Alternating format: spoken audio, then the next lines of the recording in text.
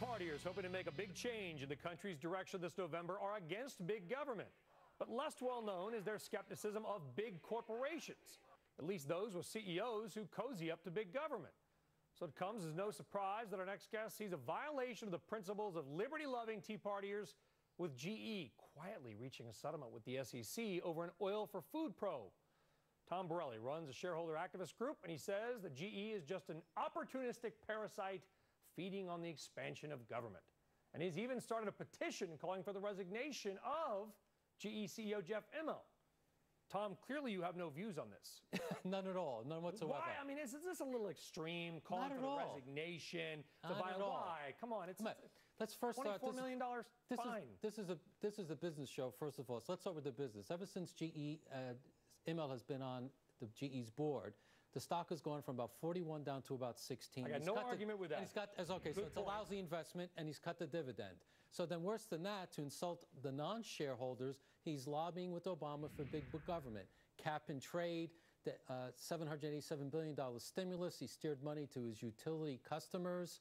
I mean, it's an outrage on both financial and also... Well, he is on that economic recovery board, but he did get in trouble in Rome for some rather off-the-cuff comments. He might have too much bashing the president and some of the policies. Something must have slipped out. It's not like he's Mr. President right now, though. Oh, no, but he's still there. And, you know, he's lobbying for big government. And if the board of directors aren't going to take control in this world of it's too big to fail, it's time for we the people to send a message. That's why we have a petition on bigbusinesswatch.org to get that out there so people can sign a petition, and we the people need to take on some of these CEOs. So you're mad about a lot of things, not just this settlement with the SEC regarding an oil. You're just thinking that's the latest. That's the latest one. Last year they settled with the SEC over cooking the books, where they actually boosted earnings in order not to disappoint Wall Street, And then there's also concern that Immelt might have been misleading the public in 2008 during the Wall Street meltdown. Well, a lot of people don't understand that, you know, somebody once described it, GE is a hedge fund that happens to make light bulbs. Right. GE used to. Yeah, GE, and Winchester, my hometown, is where they closed the last factory, put a bunch of people out of work. That GE was basically sort of playing some of the financial games that a lot of the banks were, but did not get criticized for it, perhaps because of a relationship. Right. Yeah, and that's, you obviously would agree with that. No, absolutely. They've been getting special treatment. Even look at the fine in the oil for food. They got $18 million in profit, and they were fined $23 million. That's only $5 million penalty. It looks like special treatment from Washington, because let's face it, Immelt is carrying Obama's water on cap and trade, on renewable energy, and he's got his own network to promote all these issues for Obama. Do you believe that you can get something on a proxy? Oh, we have in the past, and we tried last year. They beat us with their lawyers. It's hard. It's very hard, but we'll be back. Plus, you've got huge mutual funds that may be swayed to go one way or don't want to get caught up in it. But if the losses continue, Tom, they're going to get angry. It doesn't matter what your views on Jeff are.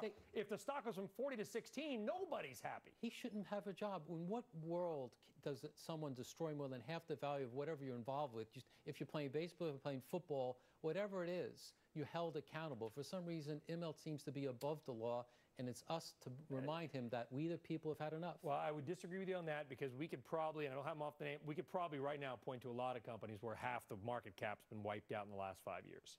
Well, yeah, but they're also not harming the rest of the country by lobbying for big government. And don't forget, they also lobby for an earmark. They just got a jet engine, a redundant jet engine that even Obama, big spender Obama, didn't want. So it seems like they can do about anything that they want with their budgets. So what do we do with GE then? Well, I think. But what about should any company CEO be on the president's economic recovery board? Because the president is also criticized for not having business people in his administration. Right. So it's sort of a catch-22. Right. Well, the whole issue is about special treatment. And if you're going to be on the Economic Advisory Board, then you shouldn't be getting special treatment. If you get caught, if you settle with the SEC, it shouldn't be for a whopping $5 million over what you made. I mean, that's ridiculous. That's an insult. Look what they did to Goldman Sachs. They didn't settle with Goldman Sachs. They punished Goldman Sachs, only to settle for a huge amount. So why is GE getting this special interest? And that's why we the people have to take it to Mr. Immelt and remind him that he's not above the law. He's like everybody else. If you're bad at your job, you should go bye-bye. But not with an airplane emergency chute. Or the beer. Tom, we'll take the beer. That's fine. Tom Borelli, thank you very much. Sure. Appreciate it. All right, on deck.